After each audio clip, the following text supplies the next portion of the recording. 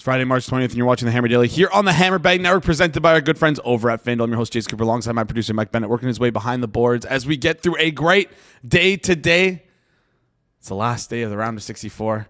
I'm excited to get into things. I don't know about you guys. I had a great day yesterday. There's a indent in my couch. I don't think I moved for 6 straight hours. I was watching games, firing bets, having a great time. I hope you guys enjoyed it as well. Appreciate you guys for tuning in, taking some time out of the day. Before we get into things, shout out to Matt Winick and Kirk Evans, who are going to be coming on later today, donating their time. Matt Winick's going to come on off the hop, on leadoff, talking through every single game on the board, rapid fire, all 16 games, to give you guys some bets for the round of 64, the second day today. And then Kirk Evans is going to come on and talk through some NBA bets. And we're also going to talk about some WNBA. What is it? The CBA, the WNBA CBA. That's what we're talking about. And the expansion draft. How that's going to work, how that's going to affect things. I'm excited to talk WNBA with Kirk because, there's a lot of edges in the WNBA and these smaller sports that people don't really care to bet on. So we're gonna have a great summer talking WNBA. Before we get into things first, though, yesterday, Xavier Edmonds, was that his name? Edwards? Edmonds? Edmonds. I don't even remember his name. Over 7.5 rebounds. Cashed. Thank you very much. Hope you guys tailed. We're going to do the same thing here today. We got a game going live 12:15. Santa Clara and Kentucky. We're going to go back to the well here. We're going to make another bet. So open up your FanDuel before we get into things. We're going to go Otega Owe.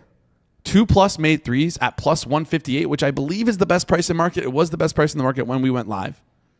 But Otega Owe, plus 158. We're going to lock that in there. Let's have a fun day. Bet responsibly. Hope you guys had a great day yesterday. Before we get into things, before we bring in our good friend of the show, just want to remind you guys, if you're watching the show and you appreciate it and you enjoy listening and watching this content, do us a favor. Share it with your friends. If you're already subscribed and you're asking us, hey, what more can I do as a watcher and a viewer of the Hammer Daily? You click the like button. You comment on the video. If you're already subscribed, there's really nothing more you can do other than clicking that share button. Even clicking that share button alone helps us in the algorithm a little bit. So if you have some friends who are in a betting group chat or who like March Madness, who just want to learn a little bit more about the game today, like a good little preview primer for each game, send it to your friends. It goes a long way here on the channel. We're close to 5,000 subscribers. We're trying to get there. And every subscriber counts. You can help us out just by sharing with your friends. All right. We got Matt Winick coming on today. Going to talk through all the madness that happened yesterday. Duke, their depth, definitely in question now. Definitely was in question before the tournament, but they did not look very good. But I don't think you can say that depth was the reason why they almost lost to Siena. Listen, I don't know much about basketball, but that Siena team was rolling 5 starters the entire game. That's pretty crazy. They also had injury issues. They had 3 guys hurt, another guy who didn't qualify for the tournament for whatever reason. Like, they were also injured too. Obviously, the star players of Duke getting hurt was probably a bigger impact, but you played a team that didn't bench a single starter. The guys played 40 minutes the entire game, which was absolutely insane. I saw a post-game interview of a Duke basketball player. He's like, yeah, we expected this to be a cakewalk, and now we have to rethink our decisions. Yeah, no, good wake-up call for Duke because, my God, Absolutely. you're not going to win the tournament if you play like that. No. You're not going to win the tournament if you play like that. A couple other crazy stuff that happened, of course. UNC game loses to Texas there. Absolutely, BYU loses to Texas there. UNC loses to High Point. Absolute disaster there. So many upsets that went on. I'm all over the place. High Point, Wisconsin. I'm all over the place. Anyways, High Point, Wisconsin was a crazy game. That guy who didn't score a single 2 all year. Yeah, that's nuts. First basket was the game winner. What are we doing here? That's incredible. His first 2-point basket was basket was nuts. I think he was like 40% from 3, 35, 36% from 3 all year. Pretty crazy stuff there. Anyways, lot to talk about, lot to break down from the tournament. Excited to get into things. Again, crazy day. I don't know what was the bigger upset. VCU, High Point, Texas. We'll break it all down. Almost Siena. That would have been the biggest upset. We'll break it all down with our first guest. Friend of the show. Matt Winick. He's a college basketball analyst and consultant, does content at Basket Under Review. Go listen to the podcast Weekend Under Review. Does a great job there. Matt, how's it going? I'm tired. It's one day and I'm tired. It's too much already. I don't know how I'm going to make it. It's exhausting. A lot to talk about yesterday. We're going to go rapid fire here quickly. Appreciate you taking some time away. Hopefully you have the game on in the background so you're able to watch. We got 10 minutes. It okay. Doesn't start until 12:15. Okay, yeah, no, but I have a TV on right to the side. So if you see me looking over, that's because I'm watching the game as well. I don't know where to start here. I think the biggest story of the day yesterday was Siena almost beating Duke, being up 10 points in the heading into the second half, or I think it was 11 points heading into the second half. If you had that early payout token from FanDuel, good for you, because the up 10, like, wow, crazy stuff. Talk to me about Duke. Are you worried about them with their two-star player injuries? Do you think this was just kind of like a blip where they didn't take their opponent very seriously and got caught? Talk to me about this Duke and Siena game. It's both. Like, yeah, they didn't take Siena seriously, and they paid for it, and they had to really kind of stress down the stretch. But this team is just not that good right now. They have 7 players, 6 of which I think John Shire really wants to be playing, 5 of which I think he only really wants to be playing big minutes to, and it just leaves so much margin for error. Duke shot 19% from 3 in this game. If they shoot 19% from 3 against TCU, they're going to lose. And they didn't play well. They just have so much less margin for error down 2 starters. All right. Talk me through some of the other games, some of the other upsets we saw. VCU, North Carolina, Texas, BYU, High Point, Wisconsin, all pretty big upsets here. Which one was the most shocking to you, and which lower seed were you most impressed by? You think that could actually have a spark in the round of 32? Yeah, I don't think any of those 3 teams are going to advance any further, all for different reasons. Texas beat BYU because BYU had 1 player on its team in AJ DeBonsa. Everyone else stunk. Wisconsin lost to High Point. I'm going to say if you compared VCU, North Carolina, and Wisconsin High Point, VCU beat North Carolina because North Carolina was horrific down the stretch. High Point beat Wisconsin because High Point was unbelievable down the stretch. Kind of opposite ends of the spectrum. One team lost it, so to speak, and the other team won it. So a lot of, High Point definitely was the better team, at least in terms of the one that surprised me the most. But now running into Arkansas is like not a very good next round opponent. Yeah, pretty big buzzsaw for them. It's going to be tough for them to get through. Quick little rant over here. I don't know. I know you're not in Canada right now, but you lived in Canada for a little bit. I lived in Canada my entire life until a year and a half ago. Okay, so born and raised in Canada. I believe it was VCU North Carolina that was on my TV, and they cut away right at 9 o'clock to curling before the last possession of the game that would have led that sent that game to overtime. It is abhorrent watching March Madness here. I hope it's much better for you in the States. I assume it is. Yeah, I don't want to get into like my like immigration situation, but if I do have to go back to Canada, which is very possible, the TSN March Madness is going to hurt me. Horrible. Sorry, I got you some. I got some links for you. Don't worry about it. Anyways, let's get in the games for today. Or actually, you know what? Before we talk about the games for today, quickly, we talked about the underdog teams that won. Any team that won yesterday that you were impressed by their performance, other than the 3 teams we touched on in High Point, VCU, and Texas?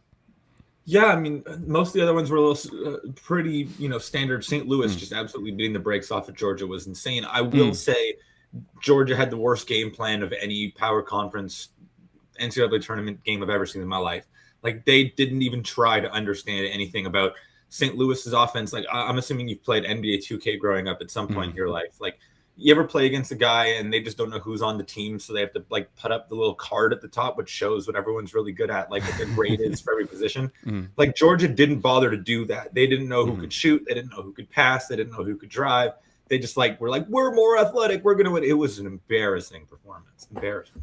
All right, St. Louis put up a bunch of numbers there. What is it, Kareem Abdul-Jabbar? That kid is a lot of fun to watch. Anyways, let's get into the games for today. Here's what I want to do. We're going to go through every single game in order of time slot, rapid fire. 16 games. I only have you on for 20 minutes, so you got to be quick. Let's start with Santa Clara and Kentucky. I gave out, to start the show, Otega Owe over 1.5 threes at plus 150 at FanDuel. If you want to tail along, I'm just going to, just find the best stuff in market. You can tell me how awful it is. Other than that, break down this game for us here. Santa Clara's biggest weakness, they allow a ton at the rim. Kentucky is not a very good rim offense, but they're more athletic and bigger than Santa Clara, so there's a chance that they become a good rim offense. If Kentucky can't punish Santa Clara down low, Santa Clara will win. I picked Santa Clara to win, and I would really love if it happened. All right, Santa Clara to win here, starting the day with an upset. Akron against Texas Tech here. A lot of my friends, a lot of the group chats that I'm in, love Akron. I don't know why, but what do you think of them here? Are they a live dog? Well, everyone's like, well, Texas Tech has no JT Toppin. They're not as good. They're overseeded, and that makes sense. But Akron is not a good team to back as a mid-major because they're tiny and they can't score around the basket. So they're not going to take advantage of Texas Tech not having their big man. Grant McCaslin, Texas Tech's coach, I think is a top 5 coach in the sport. I'm going to assume that a coach as good as him with a point guard as good as Christian Anderson is just going to figure it out here. All right, let's move on to the next game then. We got LIU against Arizona. Fins up. Maybe the road ends. Fins down. It sounds like the road ends here for LIU, which has been a fun story all year against Arizona Wildcats. But are we going to see anything like we saw with Siena, or do you think these 1 seeds are going to take things like a little bit more seriously after seeing that Duke scare? So schematically, Arizona has one really, really, really bad loss under Tommy Lloyd. It was the first round against Princeton, I think 3 years ago. Princeton slowed the game way down, made it super half-court oriented, and Arizona couldn't figure it out. They love to run. LIU also loves to run. They play fast with every power conference team they played. That's a disaster. You can't have this be a super high possession game against Arizona and have any level of chance. Arizona's going to run all over them. I think they probably win by 30 plus. All right, Arizona to win by 30 points there. Up next, we have Wright State against Virginia Cavaliers. Break down this one here. This is my favorite pick of the day. I think Virginia blows the doors off of Wright State. Wright State is not your typical mid-major who loves to shoot the 3 ball. They're more of an interior team on both ends of the floor. They shoot a lot of 2s, allow a lot of 2s. That's a really bad strategy against one of the 10 tallest teams in the country and the number 2 shot blocking team in the country in Virginia. I think that unless Wright State suddenly becomes an elite 3-point shooting team, Virginia is going to crush them. All right, Virginia 17.5 minus 120. Wright State plus 17.5 minus 102. Wright State, wrong side. Looking at Virginia. Right State, wrong side. There we go. Let's go Tennessee State and Iowa State. Iowa State, 25.5 point favorites here, minus 105 on the spread. Totals at 147.5. Juice towards the over, minus 112. Last game at 250. Talk us through this one. Iowa State's going to win by a lot. I don't feel as passionate about it as the Virginia one, but I don't see a world where this is really close. All right. We got Hofstra taking on Alabama up next. Alabama minus 11.5 on the spread. Totals at 159.5. You like Alabama here? I lean Hofstra on the spread. They're a really good rim defense, amazing rim defense. Of course, Alabama shoots a million threes, so that might be rendered relevant. But also, of course, Alabama's without their best 3-point shooter in Aiden Holloway, who is, we don't have to get into that. They're going to have to make a lot of threes, and they absolutely can do that. But I'm not dying to back a team who's needing to win. And normally the mid-major team needs to hit all the threes. In this game, Alabama needs to be the better 3-point shooting team. All right. Do you feel like SEC teams are kind of being a little, I don't want to say underseeded, but maybe slightly disrespected? They've been kind of successful so far in this tournament, or is that just kind of noise? It might be a little noise. Texas, they did upset BYU, but I think that might have been more BYU. And then, Georgia is an SEC team. Yeah, true. So they kind of did not represent their conference well. All right. Fair enough. Let's move on to the next game here. We got, which game we got on the board here? We got Utah State against Villanova. Utah State minus 1.5, minus 110. Essentially a pick 'em here. Totals at 146.5. Who wins this 8-9 coin flip? Utah State's more talented. Villanova doesn't have a starter in Matt Hodge, and they already were kind of low on talent, and they were not very good in a bad Big East. But Kevin Willard's a very good coach. And I don't think Jared Calhoun, Utah State's coach, is that great. I still think Utah State wins this game. And I bet you the market agrees in terms of where the money is sided, but I do think this is going to be a back and forth really tight one. All right, back and forth tight one should be fun. Miami, Ohio, the team that we had to sit on our, we didn't have to, but team that we sat on our hands and watched them play the play-in game there. Was impressive to me. I don't know, curious to hear your reaction. They played Tennessee. Spreads at 11.5, minus 115. Totals at 149.5. Does Miami, Ohio scare you at all in this game? They're going to have to make so many threes. Think about how many threes they had to make against SMU. They're going to have to make more than that.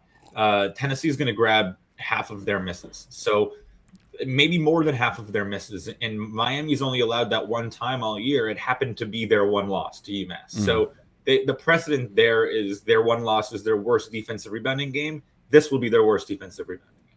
All right, let's move on to the next one here.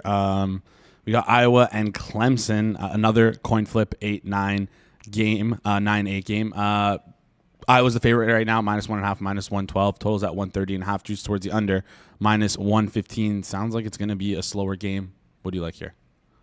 It's going to be a slow game, but I kind of like the over here because Clemson loves to slow a team down, and they're not going to slow down Iowa, who already plays so slow. In a way, Clemson's biggest defensive strength is something that won't bother Iowa at all. So I think Iowa wins, and I think they score relatively comfortably just because Clemson's greatest strength is not something that will face them. All right, so let's go Iowa -1.5 there at -112. Next one is Northern Iowa against St. John's. We already saw a 12v5 upset. We're going to see another one here. I know you're wary of St. John's a little bit, but maybe not this round. Yeah, like I don't love St. John's, but Northern Iowa it's just a bad math equation for them because their main goal is to limit free throw attempts and limit rebounds. And then St. John's has Zuby Ejiofor, who's probably the most physically imposing big man in the entire country. So it's one thing for Northern Iowa to play their style against mid-major teams in the Missouri Valley. It's another thing to do it against a Rick Pitino squad. I think they're just going to kind of bully them down low. Now, if St. John's misses a lot of three-pointers, Northern Iowa hits them, then that can definitely be reversed. But it just feels like the physical advantage is too great here. All right, physical advantage too much for Northern Iowa. We're looking at St. John's. UCF, UCLA. UCLA right now -5.5, -110 on the spread. Totals at 152.5. I like UCLA in this tournament. Do you think this is going to be a good spot for them here? I really like UCLA in this tournament, but I'm a little bit worried about this matchup. UCF is very physical. You talk about the SEC having a good day yesterday. The Big 12, outside of BYU, also had a really good day. And UCF competed in the Big 12, at least in the first half of the year, really well. UCLA is small down low. Tyler Bilodeau, one of their starting forwards, is questionable. And if he plays, he'll be a little banged up. So I do think UCLA hangs on, but it would not surprise me if it's close. All right. Team we talked about last time you were on. Up next is Queen's University first. Queen's University versus Purdue. Not the Queen's University up here north of the border. A different one, south of the border there. Not my alma mater. Anyways, let's move on to that game. Purdue -25.5 on the spread there. Totals at 160 and a half. Talk us through this one. I think the spread of Queen's University Charlotte versus Queen's University Ontario would probably be like 75. Besides the point, I think that Purdue is going to win really easily. Queens has allowed 94 points or more to all 5 power conference teams they played. Purdue's the number 1 offense in the country. I would imagine Purdue scores 100, but they have been playing very slow lately. If they don't, it's because they played slow. All right, maybe stay off the spread on this one and look towards the next one. Prairie View A&M against Florida. We talked a little bit about Prairie View A&M last time you were on the show in the first 4. A team that switched from being sort of run and gun, correct me if I'm wrong here, to more of a defensive style. They have that one big who just only blocks, only steals, and just doesn't shoot at all. Do you think they'd be able to keep the score down here towards the under of the 155.5 against Florida? First of all, I wish every March Madness bet was as easy as the Prairie View A&M first 4 under. That was just a gift, an absolute gift. Florida. So here's the thing: Prairie View has been playing really defensive and great defense against SWAC teams and against Lehigh. They can't do that against Florida. I took Prairie View A&M's team total under just because they're still not playing all that fast, but there's no chance on earth they're going to stop Florida. So I don't think Prairie View scores 60 points in this game. All right, Prairie View team total under is what we're looking at here as we head towards later in the slate of the 9:45 games. 3 games left. Do us a favor as we talk through these. Smash the like button. Goes a long way here on the channel. If you're new to the channel as well, hit the subscribe button. Next game we got is California Baptist against Kansas. Kansas -14.5, -105. Totals at 140.5 here. I'm deciding between UCLA and Kansas in my survivor. Who should I take? I've got a question, a very random question. How tall are you? I've never met you in person. That's a loaded question. We'll call it 5'9".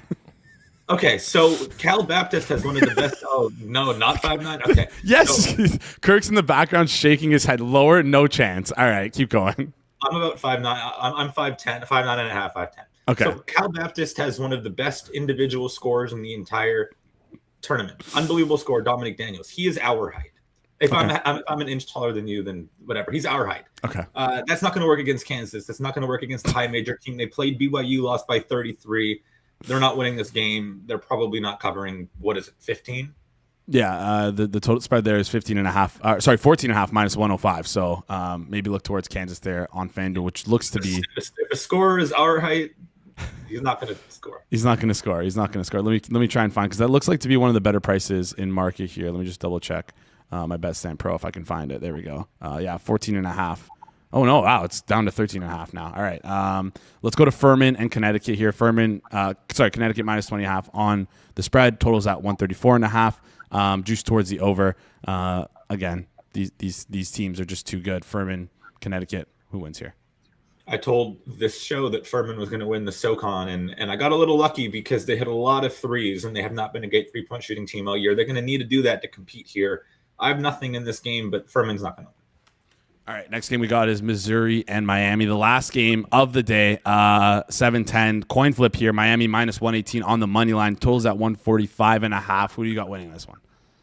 I think it's going to be probably one of the closest games of the tournament. I have Missouri slightly, but it should be close back and forth game. If you know who's going to win this game, I think that you're lying. All right, sounds good. It's like almost like the VCU and the VCU game, which you talked about yesterday, which you said was going to be the closest game of the tournament. So this one's going to be closer, I guess, maybe. Very close. All right, sounds good. Let's look ahead. Round of 32. We got the first day of games scheduled already. Which game are you circling? Which game do you like? Which game do you just want to sit back and watch? I mean, I want to sit back and watch all of them. I have to go to a social event Saturday afternoon. No, wait. Time out. You just got to avoid the social event. No, I know, but it's like one of my friends is moving back the other side of the world, and I got to go say goodbye. No, that's there. I'm sorry. They got to know that it's March Madness. You can't go to that. I know, but the good thing is it's in the afternoon, and most of the Saturday, Sunday games are at night. So I'll sneak out of there in time. Okay, fair. And the good news is the first game is Michigan St. Louis. And yes. Michigan, St. Louis is a fun story. Michigan's going to crush them. Okay. So that's going to be, you can kind of carve some time out in the afternoon on Saturday. Okay. A game I'm really looking forward to watch is Houston and Texas A&M, because it's an extreme style contrast between Houston playing really slow and crashing the glass, and then Texas A&M, tons of pressure. I think it's going to end up being a pretty slow game. I have the under there. And then if you want the exact opposite of a low-scoring slow game, the last game of the day, Arkansas High Point, is just like an infusion of offense. It's going to be so many points. Your neck's going to hurt from watching them go back and forth. And that'll be some fun. All right. Awesome stuff there. Any NIT tournament picks for us here? You don't dabble in that? No, I do. But is that sicko stuff? I don't know if I can tell you that I like the NIT. Do you like it, though? No, to watch it, no. But you could make some money on it. The CBI was where you make all your money. And unfortunately, the CBI was canceled this year. Oh, no. I think New Mexico around minus 7.5 against George Washington on Sunday. Probably a good bet. And then also Oklahoma State was down to 6 solid scholarship players in their first game. Most of their guys quit or gotten kicked off of their team. Wichita State is like a 4.5 point underdog against a team with 6 players. I'm going to take Wichita State. All right, so you're going to take Wichita State, the plus 4.5 there, available on FanDuel at minus 110. Appreciate you joining the show, Matt. Before you head out, let's take a look to the futures. Any future that you like on the board currently, whether it be to win the national championship or for a team to reach X round, anything off the top of the head coming to mind? I like Illinois. I just think Illinois is a Final Four team. I think that they're the best team in their pool, with Florida and Houston. And then I just think Arizona is going to win the national championship. The value isn't insane, but I think that they have a good draw and they're the best team. All right, Illinois is plus 320 to reach the Final Four, and Arizona plus 380 to win the national championship. You can parlay those together, 15-1, if you want to have a little bit of fun. Is Santa Clara winning? I don't have the game on. I'm so sorry. Santa Clara is down 2 points, 10-8 right now for Kentucky. Okay, I'll take it. Not bad. All right. Sounds good. Matt, appreciate you joining the show. Any final thoughts before you head out? Let's have good hoops. The dinner time lull yesterday stunk. I want those late afternoon games to be good, please. Okay, that's actually exactly when I took my break to go eat some food and cook myself some food. So it seems like I lined it up perfectly. Matt, appreciate you joining the show. We'll chat soon. Take it easy. Awesome stuff there, as always, from Matt Winick. Appreciate him coming on the show, because guess what? That means I get to be in his DMs and bug him a little bit about the tournament, ask him some questions, which I always tend to do. And our next guest knows a lot about that. Before we bring him on, though, the tournament is here, and on FanDuel, it's time to dance. Right now, FanDuel is dropping bonus bets into everyone's account for the tournament. All you have to do is opt in to claim your bonus. Use them to your bracket. Use them on your bracket picks, money line, spreads, totals, game props, or even same game parlays. Got an upset, rolling with the 1 seed, calling for chaos. However, you're playing the tournament. FanDuel is giving you a little extra to get in on the action from the very first tip. But don't wait. These bonus bets are only available for a limited time. So open up the FanDuel app now and see what's waiting for you. FanDuel, it's time to dance. Must be 21 plus and present in select states. For Kansas and affiliation, Kansas Star Casino, 18 plus and present. DC, Kentucky, or Wyoming. Often required. Bonus issue is not withdrawable bonus bets. Expire 7 days after receipt. Max bonus of $500 unless otherwise specified. Restrictions apply in terms of sports.fanduel.com. Gambling problem? Call 1-800-GAMBLER. 100 My Reset. Call 1-888-789-7777 or visit ccpg.org/chat in Connecticut. Visit mdgamblinghelp.org in Maryland. Visit gamblinghelplinema.org. Call 1-800-327-5050. From Massachusetts, call 1-877-8-HOPE-NY. Text HOPE-NY. New York, call 1-877-770-787 in Louisiana. All right. Speaking of bugging people over texts and DMs.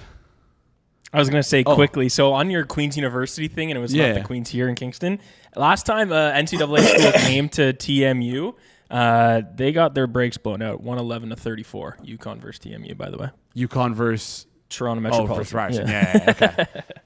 So UConn destroyed Ryerson. Yes. Yes. Okay. All right. I missed that. Anyways, that would probably happen. Yeah, we're not very good at the athletics up here. Anyways, up next, he's a friend of the show. I bug him a lot over text. He's a basketball originator, a low T soy boy ghoul, Kirk Evans. Welcome to the show. 5'9", eh? That's what we're telling people. That's the truth. You want to bring a measuring tape next time? Yeah, sure. I'll wear my platform heels. And I can dunk. You can dunk? I can dunk as much as you're 5'9". Get the hell out of here! I'm taller than you. That's all that matters. At least that's the comment. That's what the commenters say. Yeah, that's because I sit so low in my chair. Oh man! All right. Everyone in the chat's going off about the idea of Queen's University in Canada playing Queen's University in the States. We would get destroyed apparently by 70 points. So no, it wouldn't be by 7. Well, I went to Duke versus I don't remember exactly who they played. Obviously, they dominated, but it wouldn't be like 70 because considering I think Duke won by 40 or 50 or something like that. Yeah, but they probably take their foot off the gas and stop trying after. Yeah, fine. If we're going to say full out effort the entire time, then yeah, they could win by as much as they want. All right. Sorry, I just saw somebody walk by in the background. That was a little interesting. Duke beat Toronto 96-60. Duke beat Toronto. Yeah, it was a close game. Okay. All right. Close game. Let's bring back this debate here. If Siena had Giannis or Victor Wembanyama, would they have beaten Duke? Well, yesterday, yes. If they play again, I think Duke is a small favorite. Okay. All right. I just had to ask that because apparently that's been a question on everyone's mind. Let's start with this. WNBA. A lot has happened there. You were right. You can victory lap now. What was I right about? Contracts going way, way up. Everyone told you that they weren't going to be that high. Oh. Supermax being over $1 million. I don't know. I don't know much about the CBA. You can talk me through it. What happened? Give us some context here. Yeah. So look, that was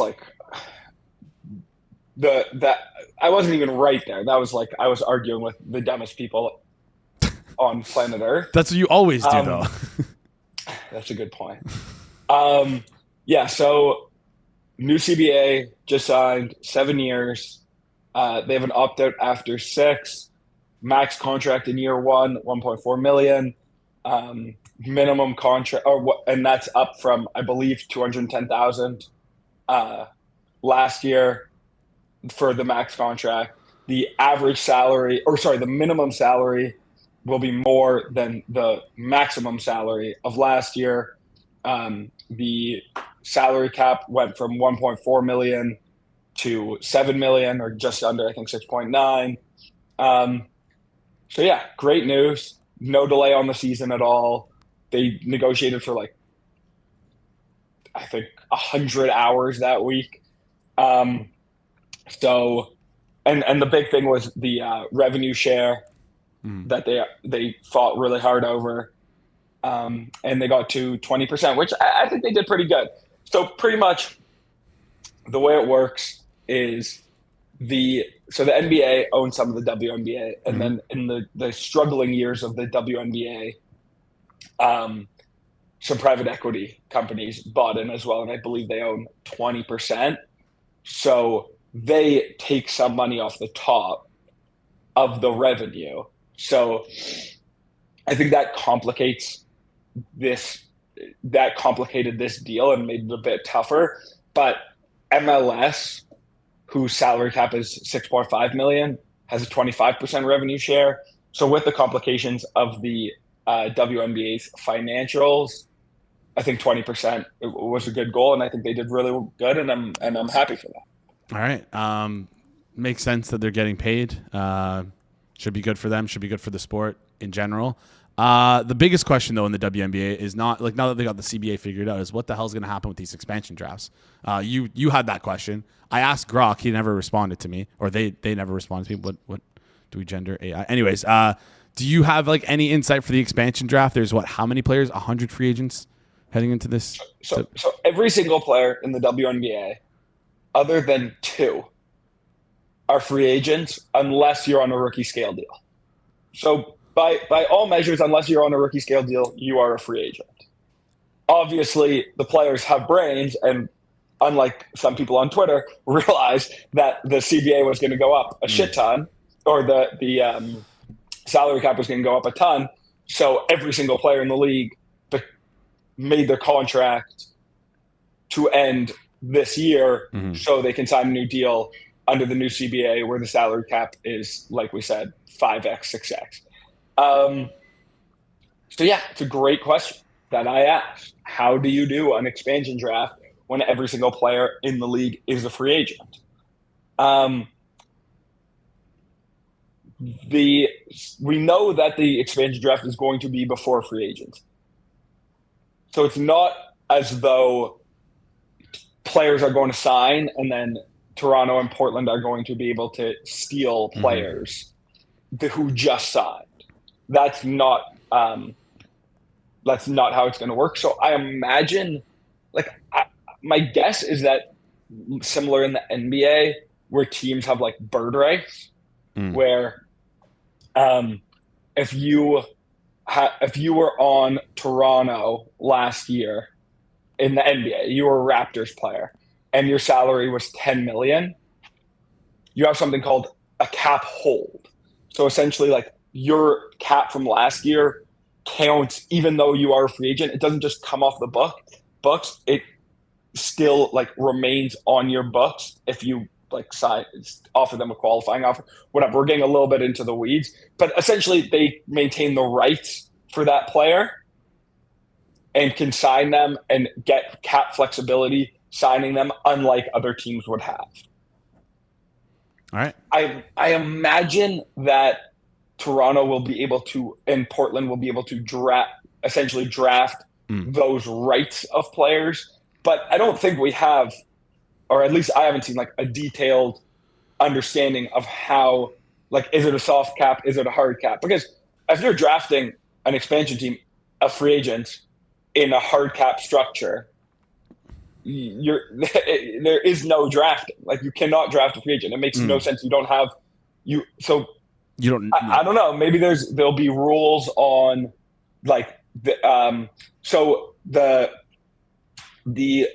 a franchise tag in the WNBA as well, where similar to the NFL, you can franchise tag someone. Yeah. Maybe it'll be similar to that, as if Toronto drafts these players right, they can franchise tag them and essentially negotiate, have a deal for X% of the salary. I'm honestly not sure. None of the options make that much sense to me. My general thought is that they'll have some sort of rights of the player, first negotiating rights, something like that. But I don't know. It's kind of odd. You're going to draft a player and then they're going to go into free agency and leave. I have no idea how it's going to work. But yeah, we shall see. All right. We'll keep an eye on that then. I guess all we can do is wait. What are the give me a percentage chance if you think this the expansion draft gets moved back a couple weeks, or all this sort of gets No. 0% chance. It's happening. It's happening. April. I think it's April 6th. Yeah, April. I was gonna say it's like literally 2 weeks, like 2.5 weeks. Like this is like how. But no, it's happening. As a team, how's a team? How are you supposed to prepare if you don't have the rules? I don't know. It just doesn't really make much sense to me. No, I agree. Like I think at the end of the day, they've obviously been preparing for some sort of draft. Like it's not going to be that different in terms of like who the crop they're selecting from is, I would guess. Like they're not going to be able to draft, obviously the top players. Teams will probably be able to protect like 6 players like they draft last year. But yeah, how it works of drafting and then free agency. But the thing is, I do think they're in a bit of an advantage spot here because like Tempo and Portland, because they will be able to also be in like every free agency discussion as well. Like they can decide to like not have, a 15-player roster after the draft and sign a bunch of free agents. And then you have your pick of the crop of anyone in the league who you want. So it'll be interesting to see, how you kind of go about it. But like, I don't think that they'll be so disadvantaged in free agency. Obviously somewhat, but like the powder is so dry. Like every team has the full salary cap, right? Because every single team is a free agent. Yeah. So like, I think players are mostly going to go to teams who offer them the best contract. That's not typically in an expansion draft. Like Golden State was a expansion draft last year. There was only a limited set of free agents. So they could only draft players and then they could try in free agency, but maybe 10% of the league was free agents. This year, the entire league is free agent. So you can kind of go after whoever you want. But, will a top player come to an expansion team? I would say that's quite unlikely. And I think that the allure of trying to be good early is probably going to get to Toronto and Portland. That is my guess, especially after last year. Golden State was like one of the greatest stories I can ever remember in sports. So yeah, I think these teams are probably going to try being too good too early. They're going to be mediocre, and it's going to be like a bit frustrating as a big Tempo fan myself, but we'll see. All right. Would you take a stab? Like we as bettors like to attack uncertainty, right? We don't know what's going to happen. There's literally so much uncertainty with how many players are free agents this year. Do you look at the futures boards and see anything that could that would interest you? Like, we know that these teams, these players that are on rookie deals are obviously going to stick with their teams. They can't be drafted, and they're going to be on. I don't know how the grandfather in the rookie deals from. Yeah, so last season to this season, but there were some reports today, like they're going to be essentially go to like average salary. Like I think Caitlin Clark's salary last year was $70K, and this year she'll be paid $600. Yeah, okay, makes perfect sense here. Then so. Sorry, keep going. So I was just going to ask, like, is there anything that you look at the futures boards where I say, hey, maybe this team is young, they have like a bunch of players that they could just go and sign, they have a ton of cap space, they have good young talent, so let's take a stab at them on the future board? Or would you like Toronto Tempo and Portland Fire are 175 to 1? If you think they're going to be aggressive and they hit, like those are good prices, I would imagine. Yes. So I wouldn't bet on the Tempo in Portland, honestly. Maybe at those numbers, but like I just think it's such a lift to get like one of those teams to an actual championship team. But it's not. I don't hate it, but your general philosophy, I 1,000% agree with. Sorry, I'm just pulling up the FanDuel futures prices right now, but. Yes, the top teams are like wildly overpriced, in my opinion. So Minnesota, Nafisa Collier, who's second best player in the league, MVP candidate, she had serious ankle surgery, and she's going to be out months. I don't know how much she's going to play this season. And their second best player, Kayla McBride, is also had surgery and is likely to miss some of the season as well. But also, these teams just aren't going to be able to be the same. Like, Asia Wilson's going to sign a $1.4 million Supermax. Breanna Stewart also probably is going to sign that massive contract. These teams have been so deep in the past, and they're just not going to be able to be like that.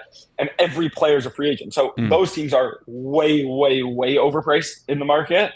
I will say, like, Asia, and like we talked about, they can franchise tag them. So I'm very confident she'll be back in Vegas. Like, I don't think any of the true superstars, Asia, Collier, Stewie, if you want to still group her into that. Alyssa Thomas, I could see maybe leaving, but those players are very likely to stay, I would guess. But like the tier B superstars could easily leave. And then like the mega depth that all these teams is definitely going to be like completely eroded. So these teams are way, way overpriced. And yes, I would want to target, like, the only team that I think is pretty in a nice spot is the Fever, because they are a really good team and most of their players are quite young, with Caitlin and Aaliyah Boston. Aaliyah Boston does have a leg injury, but still there's no way I'm taking them at plus 350. So the bet that I've been making that is, in my opinion, incredible, it's definitely moved some, but I still think is just a spectacularly good bet, is the Sparks at 36-1 to win the title. They have Cameron Brink, who tore ACL as a rookie, came back midway through last year, but she is like huge and mega athletic. I think she was drafted second overall. I think the pick after Caitlin. I think she can be a star. I think she could be the best defensive player in the league. There's not really anyone who's her size and her athleticism in the W. They have Rakia Jackson, who also will be going into her third year. She's youngster, very, very good. Also a top 4 pick in the W, has been good. Last year was like a little bit of a lull, but she took a step up in last year and then kind of like started playing just okay, then started playing way better. But I think she has a lot of talent as well. Kelsey Plum signed there last year. I absolutely expect that she'll be back. So I think they probably lose Derek Hamby, who in my opinion is not a great player anyway. But just those 3 players, they're going to be a pretty solid team with growth from Brink and Rakia.